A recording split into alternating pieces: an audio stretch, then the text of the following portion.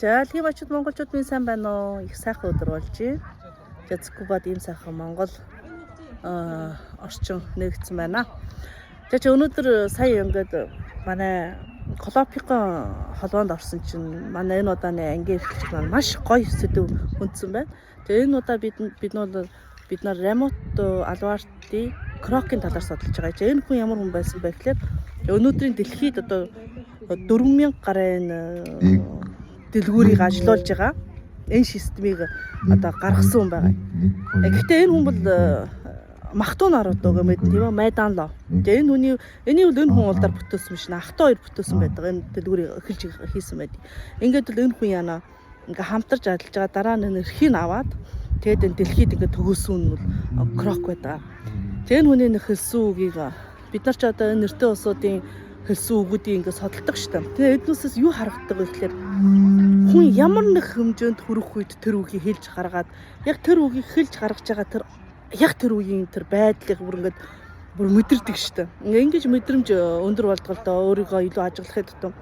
Тэгээд тэр хэмжээнд хүрсэн хүн биш юм бол тэр үгийг хэлж гаргаж чаддаггүй юм байна. Тэгээ өнөөдрийн энэ үг миний сэтгэлд маш их хүрсэн. За орчлон бол эгээл ерөнхий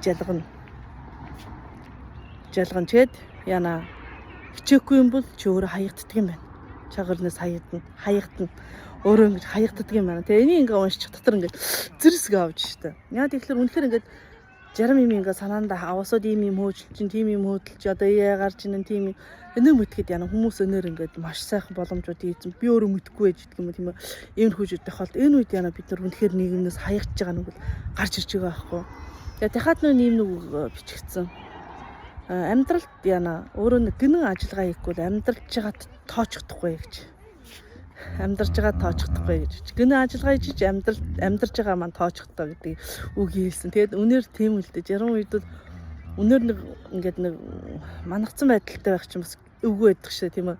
Ингээл нэг л юм хийгээл нэг л юм ингээл давтаад тэндээс бол хүн амархан унах үе байдаг. Сэтгэлээр унах. Гэхдээ яна ингээд тэр хооронд бас нэг ондоо нэг юм ингээд амьдралтаа оруулж авчираад өөрийгөө нэг шинчлээд өөрийгөө нэг ингээд өөрөөр нэг хардаг байх, өөрөөдөө илүү анхаарад ингээд нэг шин юм оролдоо явдаг хүмүүс бол бас олноос онцгой байдаг шүү. Үнэхээр нэг юм ингээд хочирдаг усуд байдаг шүү дээ. Ингээд тэр нэг юм сонгосон үе тэр хүнээ тэр нэг амьсгаж байгаа, тэр нэг хүнээ байж байгаа байдал маш ондоо байдаг шүү дээ. Тэгээд тэрийг харж хад үнэн тийм юм байна. Миний хувьд бол намайг ч одоо энэ оюуны сахалжуулах мэрэгдлийг сонгож явах үед хүмүүс маш яруу хүмүүс эсэргүүцдэг байсан.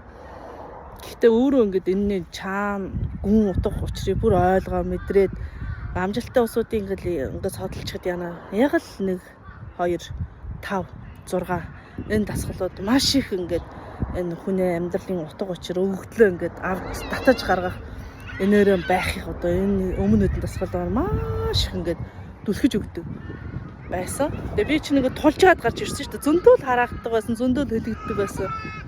Тэгээд тэрүүнд унаагүй, хойшлоо ч унахгүй. Миний хувьд бас ингээд тэр үгдийг тулаа гарч сэтгэлийн боловсрол их дээшилсэн. Бараг ойр яв нилээл хүнтэй тулж исэн да. Сайхан үг сонсчлоо, муухай үг сонсчлоо, муугаар хэлүүллээ.